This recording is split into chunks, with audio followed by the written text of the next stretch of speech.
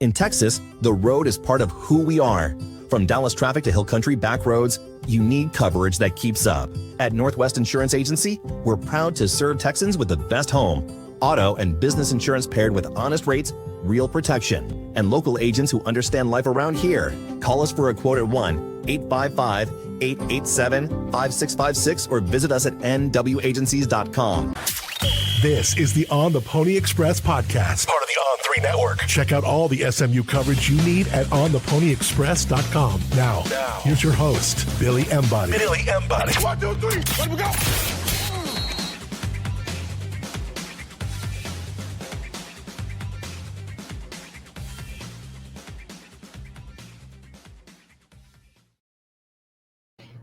Welcome in, everybody, to the On the Pony Express podcast. I'm Dean Ralsky. Yesterday we talked a lot about SMU basketball. It's time to talk about some Mustang football. SMU will take the field for the final time in the spring Friday night on the Pettis practice fields, where they will host their spring game or spring private event, to give it its official title.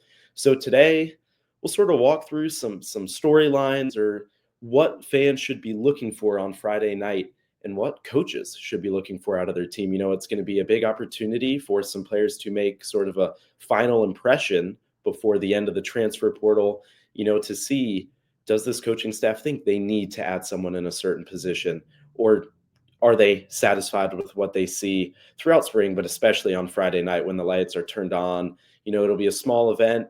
Some season ticket holders are allowed to go and some members of the media as well, but it's a pretty small event, as what you've seen across the country, where teams are sort of shutting down these spring games. They don't want, all these players to get the sort of national or airtime in general to potentially attract other schools and let those other schools poach players. So Mustangs will host their private event on Friday night. We'll talk about sort of each position group, what you should see, what we've seen throughout the spring so far. But before we jump in to the offense, let's hear a word from our sponsor at Status Jet. The On the Pony Express podcast is presented by our friends at Status Jet, statusjet.com. Appreciate their support of us, but also giving you guys a discount on a round trip flight. When you reach out to them and you mention code PonyUpACC or On the Pony Express, they'll give you that discount, whether it be a family vacation of a lifetime, teaming up with a bunch of families to go somewhere, or taking clients and work colleagues on a work trip.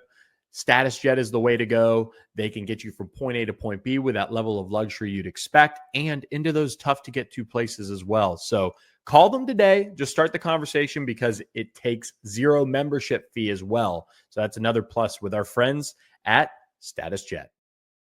All right, so thank you to Status Jet. Again, now as we dive into the spring game on Friday night, we can start with quarterback, where, at least on paper, this position seems pretty straightforward. You've got the starter in Kevin Jennings.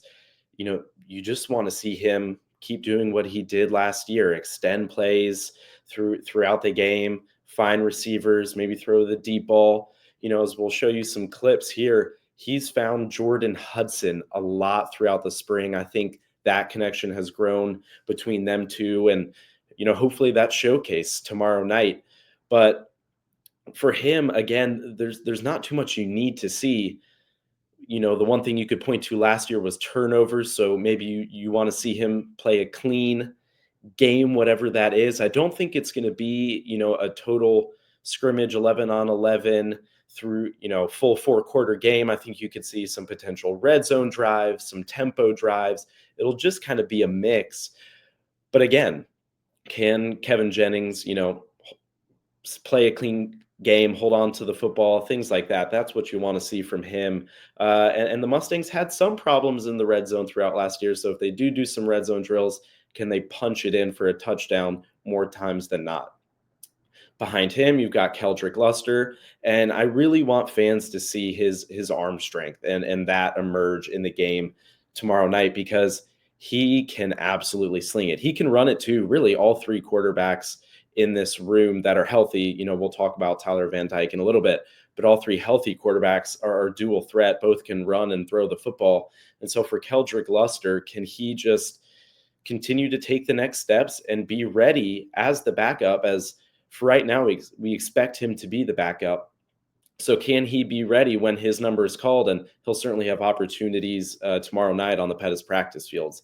And then lastly, fans will get their first true look in person, at least, of true freshman early enrollee Ty Hawkins. Of course, the 4-star IMG quarterback that flipped from TCU to SMU has impressed so far this spring. So can he finish the spring on a high note as the way he started it? And we'll talk about, all the freshmen that have come in early, but he is one, along with the receivers that he's been throwing to, that has really, really done a nice job. All the coaches have said they put these freshmen, they just kind of threw them into the deep end. But Hawkins is someone who has seemed to have thrived in that role. So again, after the spring game, we'll talk about all these players' springs as a whole and where they need to, take the next step. But I think for tomorrow, the quarterback position is pretty straightforward. And you guys, for the ones who will be in attendance, you guys will be able to sort of make up your own minds after Friday night. And then for the ones who aren't able to make it, we'll have you covered on the Pony Express with a notebook, maybe some highlights, and then a podcast, probably early next week, recapping the spring game. So we'll move over to running back. This is, of course, an interesting room where you lose Brashard Smith, who will hope to maybe have his name called on Friday night in the NFL draft in rounds 2 or 3. But you also lose LJ Johnson, Jalen Knighton, Kamar Wheaton. So those are 4 backs that, combined for well over a majority of the production from last year, almost all of it. And so SMU, it's a young room. You've got redshirt freshman Derek McFall, who, of course, you saw flashes of last season. They were able to redshirt him, which was key. So, as I said, he's a redshirt freshman, but you saw glimpses of his potential, and he has really seems to have taken the next step in his game this spring, breaking long runs. He played a little bit of receiver in high school, doing it all in Tyler, Texas. And so he's got the ability to catch the ball out of the backfield too. So I think for him and Chris Johnson Jr., who is the Miami transfer running back, can you see their home run speed? They both have it. They both have the ability to make a man miss and let it fly and, be the one of, if not the fastest player on the field. So for the run game is, can you get one? And again, part of that, of course, is down to blocking too, and we'll get to the offensive line. But can you, get that 70, 50-yard touchdown?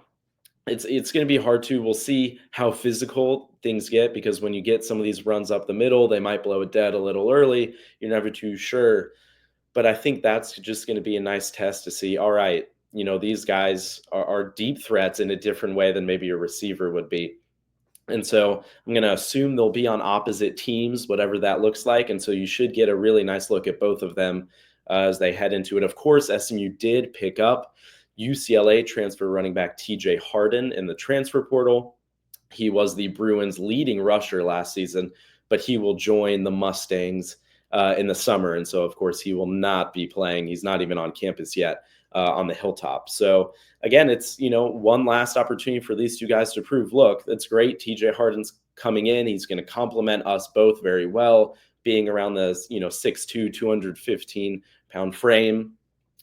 But we're still the two best backs, and we've got, the most danger to break one loose each and every play. So we'll have to wait and see, but I think that's also a position where SMU feels pretty good about. And then, of course, they will also have true freshman Dramico Green coming in the summer, who the staff is very high on, and I think most people now are very high on. But in terms of who SMU has right now and who we will see tomorrow night, it'll be the Derek McFall and Chris Johnson show. Next up, moving over to wide receiver, another position where you lose a lot of guys from last year. You talk about Keyshawn Smith, Moochie Dixon, and then 2 guys in the slot, Jake Bailey and Roderick Daniels Jr. SMU is able to bring back Jordan Hudson, and he is someone who might have had one of the best springs out of anyone that I've seen. It started on day 1, and it's continued, all the way until, as far as I know, hopefully tomorrow, where him and Kevin Jennings have just built a really strong connection. He is the deep threat on the outside so far, and we'll talk about the freshmen and what they could do and produce down the line. But for right now, it's Jordan Hudson, and If you've been watching the podcast for a while, you know SMU's been looking for that alpha receiver since Arashi Rice. And I think Jordan Hudson has the potential to be just that. Now, before we break down the rest of the receiver room, let's hear from our good friends at Rusty Taco. The On the Pony Express podcast is also presented by our friends at Rusty Taco. That's right, the Greenville Avenue location. You can still get those free corn fritters with any purchase when you mention Pony Express at the register, or for online orders, you type in the code Pony Express. Corn fritters are a great complement to any meal at Rusty Taco, and also the margaritas go down great with them as well. But check out their new menu. Looking forward to, obviously, anytime we get by Rusty Taco, but they've been a great partner for us, and they've always supported the struggling SMU student on those hungover weekend days with their great breakfast tacos, as well as just tacos for all hours of the day. So Rusty Taco, check out their patio as well, right there on the Greenville Avenue location. Great time. Love Rusty Taco. Appreciate their support of the On the Pony Express podcast. Thank you to Rusty Taco for sponsoring the On the Pony Express podcast. So after Jordan Hudson, lining up on the other side, on the outside as a receiver, will be most likely Romello Brinson, who SMU, due to some injuries, some lingering injuries last year, was able to redshirt and get him back for another year. And that is crucial. He had a big impact in that ACC championship game, and the Mustangs expect him to be, right up there with Jordan Hudson in terms of receiving yards, receptions, and all those statistics. And so it's a chance for him to sort of cement his name right at the top of the wide receiver room, if it's not already there. And he's shown, great signs of progress as well. He's different to Jordan Hudson, is where he's not maybe going to beat you deep as much, but he loves, a little 10-yard comeback route. He can beat you over the middle. Out in space is where he shines too. And so, between those two, you've got to like the top of the room. But behind them, you look in the slot, and you've got Jackson Lavender, and you've got, Randy Reese, a couple of young, unproven guys to this point. Both players have great opportunities to try and grab hold of that starting spot in the slot. SMU is, I think, maybe tomorrow bringing in a potential slot receiver from the transfer portal. So, stay on theponyexpress.com to get all the details on what the Mustangs are up to in the transfer portal. But it is a potential where the Mustangs could dip into the transfer portal to look for a starting slot receiver. But again, it's just one more opportunity for either Jackson Lavender or Randy Reese to step up and say, you know what, no, we've got options in the slot that you don't need to go and spend NIL money and get someone else in the slot. So we'll have to see. It's a big night for those two to again, prove to the staffs that they are, capable of playing at an ACC level. And then, of course, the true freshman receivers in Dalen Singleton from DeSoto and Jalen Cooper from Cibolo, Texas. Both guys have had great springs. For me, Jalen Cooper has been really fun to watch. Both receivers have started their development on the outside behind a Jordan Hudson and a Romello Brinson. And so the sky's the limit for them. And I think you'll see both players, have an impact in tomorrow's game, whatever that looks like. Dalen Singleton's speed, everybody knows about it from DeSoto, one of the fastest receivers in the country, one of the fastest players on the field, no matter who's on the field. And then Jalen Cooper with his excellent route running ability. You've seen him get open time and time again throughout the spring, no matter who's throwing it to him, whether it is Ty Hawkins Fellow early and rolly, or if it is Keldrick Luster, as both guys have been able to get opportunities and reps with the twos and even a few reps with the ones. And so those are a couple of receivers that I think SMU expects to play right away this coming season, and they'll showcase that tomorrow night in their spring game. At tight end, this is an interesting position because, of course, you're without Matthew Hibner and you're without RJ Maryland. RJ Maryland still recovering from his knee injury that he suffered against Stanford in the middle of October last season. And then Matthew Hibner got banged up early on in spring ball, and the staff said, you know what? We know what we got with Matthew Hibner. Let's just shut him down and make sure he's ready to go when fall camp comes around in a few months. So it's going to be a big night for Adam Moore, who sort of steps up. He was injured for a lot of last season, played a lot in his true freshman season a couple years ago, but he ended up redshirting this past year really due to injury.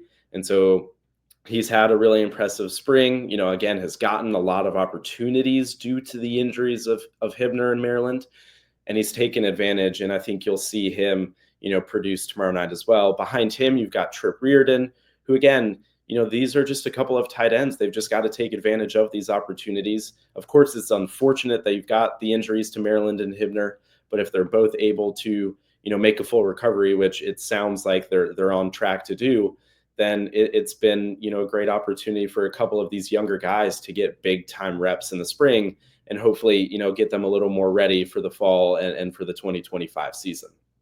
For the offensive line, it's a new group. Of course, you've got Logan Parr returning, who is really just the leader of that group. He's been really the leader of that group for a couple of years. They had a lot of experienced guys last year, but you also bring back a PJ Williams, a Savion Byrd on the outside as your tackles. And so this group, I think, has the potential to be even better than last year's offensive line. Now, have we seen it yet? It's still April, so I'm not so sure. We'll have to wait a little bit there, but the talent is there when you think about they brought in a Joshua Bates. They brought in an Addison Nichols, who started 12 games at center for Arkansas, obviously in the SEC, and he has lived up to the hype so far. But you've still got returning guys like, Nate Anderson and Alex Woods and Andrew Chamblee that are all still, they're still here and they can absolutely fight for a starting spot. So it'll be interesting to see tomorrow sort of, first of all, how they split up. The offensive line, do they just want all of what they envision as the top 5 offensive linemen together to, continue to gel, or do they want to mix it up and try different rotations and see who works well together? So Coach Justice, has, again, a ton of options to see what he wants to do tomorrow night. And again, the talent is there. It's just a matter of time, truly. And so, we'll see how they stack up against also a very new looking SMU defensive line. Now on the defensive line, we talked about it a little bit yesterday with Jakai Lang committing to SMU. SMU lost a ton of production on the defensive line, on the interior and on the outside. But they brought in some guys, especially a couple of who I assume will start tomorrow, players on the interior of the defensive line in Jeffrey Embaugh, the transfer from Purdue, and Terry Webb, the transfer from Texas State. Both guys, produced a little bit at their former schools, but they have both looked excellent in spring so far. Jeffrey Embaugh, he is very big in stature, but not the biggest guy, but he has great technique, and his pure power, sometimes is too much for offensive linemen when they go one-on-one or even just in tempo drills and things like that. Whereas Terry Webb, again, complements him well because he's not just a straight power guy. He's got some really nice finesse moves to get by offensive linemen. And so those two, again, I expect to look really, really sharp on Friday night. On the outside, got a couple of returners in Cam Robertson and Isaiah Smith, who, were behind a Jafari Harvey and Elijah Roberts respectively, but certainly still, made their mark last year and are ready to sort of take over and take that next step. And again, Isaiah Smith has looked great. He's even, gotten, I think, a pick 6 in one practice. So really heads up play there. But also, for Cam Robertson, it's a big opportunity for him as well, because again, with sort of Elijah Roberts moving on, and that's another name that will maybe hopefully have his name called on Friday night in the 2nd or 3rd rounds. But it's a chance for him to prove and just take over that position. Jakai Lang, as I mentioned yesterday, is coming into that room and likely going to be a depth piece for SMU. And that's because Cam Robertson has looked, super strong so far this spring.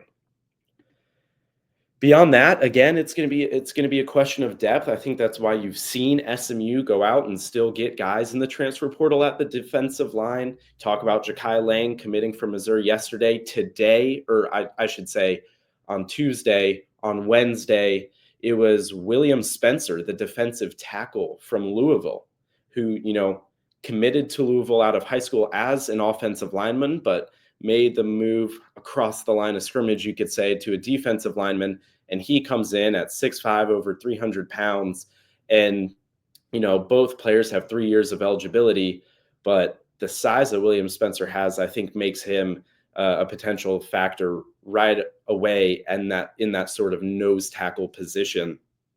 And so, again, of course, neither player is on SMU's campus yet. Neither player will play in tomorrow night's game. But I think those are a couple of depth pieces where maybe SMU, didn't see quite enough in the options they had when you talk about the depth of the defensive line. And so that'll be really, I think, a storyline to watch tomorrow is beyond those starting 4 that I mentioned, who steps up in the defensive line. And one name that has been mentioned a lot other than those 4 is Billy Walton, who's sort of been backing up Isaiah Smith, if you will, but the Texas transfer who transferred in ahead of last season. I mean, he is a grown man and he has looked really, really good. But besides him, who can step up in that defensive line room? That's a big question and a big storyline heading into the SMU spring game. For linebacker, again, more turnover here. You lost 2 absolute studs in Kobe Wilson and Ahmad Walker. You bring back Alex Kilgore headed into his junior year. And I mean, he's ready. Let's just put it that way. When you look at what he's done, when you are at practice and you hear him, he is one of the most vocal players at practice. He is ready to shine in this SMU defense. And I think that's exactly what he will do on Friday night and in 2025. I don't think there's much else to say about Alex Kilgore. Beyond him, Zakai Barker, an East Carolina transfer, was, I believe, an all AAC second team last year. And he has come in and he has also looked really, really good in spring. He's, again, fits that sort of mold as maybe he's an undersized, underappreciated linebacker, but he is physical. He loves, finding the holes that the defensive line sort of create by picking up double teams and getting stops in the backfield. And I think those 2 you do have to feel really, really good about, sort of as your, top 2 linebackers that are going to be out there to start every drive. When you talk about the depth of the linebacker room, I think that's a position SMU may look in the transfer portal, but if they don't end up getting a depth piece at the linebacker position, maybe one with multiple years of eligibility, you still have to like what you have. You got Brandon Miyazono, who has been with SMU for a long time. He knows the system. He's sort of waited his time. And I think Friday night, but also this upcoming season will be big opportunity for him to sort of break through, get into the rotation more consistently, because he was playing up until he got injured in that Duke game a fair amount. But I think he's ready for his moment. And then probably alongside him, if you talk about the 2 deep, you'll see Brandon Booker, who SMU flipped from Stanford out of high school last year. He redshirted this past year, but the staff was high on him when he came to campus last year. And he's only given them, more reason to be confident heading into this season. So again, we'll see that. I think, again, similar to the depth of the defensive line, the depth of linebacker is certainly something to watch on Friday night, because I think it's an area where SMU could look into the transfer portal for one more guy if they feel like they need to. Now let's move on to the secondary and sort of wrap this one up. This will be a little bit of a shorter podcast. Again, we'll have a lot more coverage on the other side of the spring game. But at defensive back, Marcellus Barnes, the impressive transfer from Syracuse, formerly of Macaulay School in Chattanooga, Tennessee in high school, he has been wearing a no-contact jersey in practice really since the beginning of spring ball. So I'm not sure if we're going to see him or how much we're going to see of him on Friday night, but I think he's not a nailed-on starter, but there's reason to believe that he could very well start for SMU week 1. But again, because of an injury that's not believed to be serious and more precautionary, if SMU is gonna let him sit and stay out of the game, it's a chance for other players to make a statement. When you think of Deuce Harmon, who came in and, as Billy Embody has mentioned, had to sort of adjust culturally from a Jimbo Fisher's Texas A&M to a Rhett Lashley SMU. And I think now with another year under his belt, with his first year under his belt here at SMU, I think he's ready to take that next step. And he will want to be a starter again, maybe alongside a Marcellus Barnes, maybe alongside a Smoke, a Jalen Davis Robinson, who's again transferred in from LSU a couple of years ago now, and he's got the athleticism. Still waiting to see him, fully hit his potential, but I think the potential is still there. And so what can he produce on Friday night? Can he get a turn, force a turnover, break up a couple passes? We'll just have to wait and see there. And then when you look to the younger guys, you've got, William Speedy Nettles, the redshirt freshman corner from the Dallas area. He's looked good this spring. I think, he got into some games in some blowouts last year, and it was good experience for him. So similar to a lot of these redshirt freshmen, can he take that next step and break into the rotation? Again, the opportunity will be there. I think SMU's kind of done at corner. I would not expect the Mustangs to add another player into this room, at least out of the transfer portal. I think at safety, maybe it's a different story. We'll see. But I think it's a big opportunity for Will Nettles. And then lastly, another early enroll, Javion Holiday, the corner from Duncanville. Again, he got thrown into the deep end, and he is fighting out there each and every day. And he's looked good, and he's shown flashes. And so it'll be, again, another opportunity for SMU fans to lay eyes on another one of these true freshmen for the first time in person. Lastly, we'll move on to safety, where SMU, of course, loses Jonathan McGill, who was not only a big-time playmaker, but a big-time leader on this team. But you've also got a couple of returning guys that have been with SMU for a while, know the system, know the culture. And, of course, I'm talking about Isaiah Wacobia and Ahmad Moses. These are two stud safeties. Again, you have to feel really, really good about these guys when they're on the field for SMU, reading the eyes of the quarterback, forcing turnovers, but also just getting tackles. When you think about what SMU lost at linebacker and Ahmad Walker and Kobe Wilson, two tackling machines, you saw Isaiah Wacobia. He was normally the third guy right up there in tackles. And so can you see him, I don't want to keep saying take that next step, but can you see him continue to be among the top tacklers at SMU? And then maybe Ahmad Moses as well is up there. Another name I do want to mention here is true freshman Tyron Pauley, another Duncanville sort of defensive back, man. He has looked really, really strong in spring ball. And I think fans will see that Friday night. I mean, he looks already like he's been in the SMU weight room for a year or two. He looks the part, and he's, again, playing with physicality. That's what you've got to love about this SMU defense. They're not afraid to tackle. They love contact. They want to, hit players hard. And so he is no different to that. And it's an exciting group. It's an exciting group. Again, I think maybe SMU could look into the transfer portal there if they wanted to. But at least initially on paper, they've got a lot of talent at that position and a lot of expectations for the secondary to sort of step up, where SMU lost a lot, again, on the defensive line. So you're going to need the secondary as a whole to sort of step up while this defensive line gels and sort of figures out their strengths and identity. But I think they have the opportunity to do that.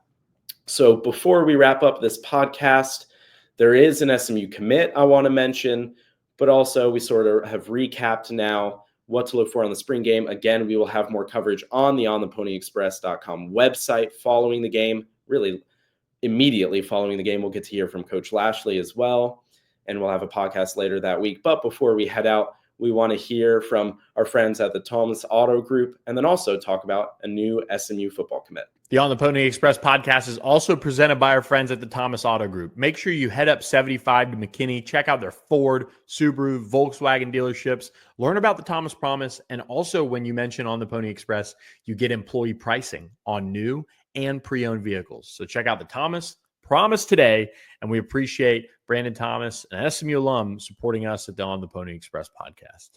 At Thomas Auto Group, the Thomas Promise includes the low price promise, the pre-owned promise, and the 72-hour exchange promise. and finally, the 100% customer satisfaction promise. So shop Thomas Auto Group today, home of the Thomas Promise. So thank you again to the Thomas Auto Group and all of our sponsors for sponsoring the On the Pony Express podcast. So really quickly, just to recap in terms of storylines, and if you want to look at certain position groups to watch, tomorrow night at the Pettis practice fields, I think you have to look at running back. do the two young running backs, look good enough? Of course, they have TJ Harden and Jermichael Green coming, but can Derek McFall and Chris Johnson sort of show what they've accomplished in the spring? And again, put a nice cap on spring and get ready for the fall. I think wide receiver is another one. How do these freshman wide receivers look? They've looked great all spring. I mean, again, you could really make a storyline for each one of these position groups. I think offensive line might be the biggest one in terms of the offense, what the rotations look like, who steps up maybe at right guard. That's sort of been a question mark at spring. You've seen Joshua Bates, you've seen Nate Anderson. There have been rumors of maybe pushing PJ Williams inside to right guard and letting an Andrew Chamblee play at right tackle. A lot of options and opportunities there. On the defensive side, I think that the depth is really what you want to see across the board. I've mentioned how strong the starting defensive line is, starting linebacker core, the starting safeties, right? And so can you see the depth really show out tomorrow night and make plays? I think that is sort of the main storyline to watch there on the defensive side. But SMU did pick up a commit early Wednesday morning from William Spencer, the defensive tackle from Louisville, standing at 6'5", over 300 pounds. Again, I mentioned it earlier when talking about the defensive line, but can he maybe take over at nose tackle? SMU lost Tank Booker last year. Not that he's going to come in and have that sort of production or impact as a redshirt sophomore, but can he break into the rotation and attract those double teams with his size? I think that would be a big plus for SMU. They don't have someone like that on their roster right now. You've got Jeffrey Embaugh, who seems to be a different sort of player, pure power, pass rush sort of guy from the interior. And so what can William Spencer add to this group?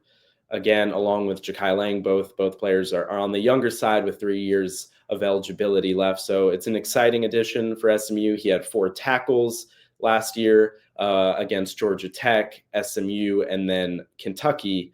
Again, that nose tackle sort of role, not always going to lead the stat sheets in tackles or tackles for loss or sacks. So his impact goes beyond the 4 tackles that he had last year. And he will come to SMU in the summer and again, look to try and get into that 2 deep and beyond and see how, well, he's first going to have to learn how to, get coached under Coach Tibbs. And Coach Thibodeau is, known for getting the most out of his defensive linemen, and he's done it year in, year out. And I expect this year to be no different. So with that, I think I'm going to wrap this one up. I'm excited to watch the spring game tomorrow. I'm sure many of you all will be there. I will see you guys, I think maybe closer to Monday or Tuesday of next week to sort of recap the SMU Spring Game. And then maybe later in the week, we will recap the spring as a whole. And then before you know it, by the end of next week, SMU will have a huge recruiting weekend going on at the beginning of May with some top talent from Texas and really across the country coming to the Hilltop. So with that, I think I'm going to wrap this one up. I'm Dean Ralsky. Thank you for watching. Thanks for listening to the On the Pony Express podcast with Billy Embody. Follow us on your socials on X at SMU on 3 and on Instagram at on3SMU. And keep it locked to ontheponyexpress.com for more coverage.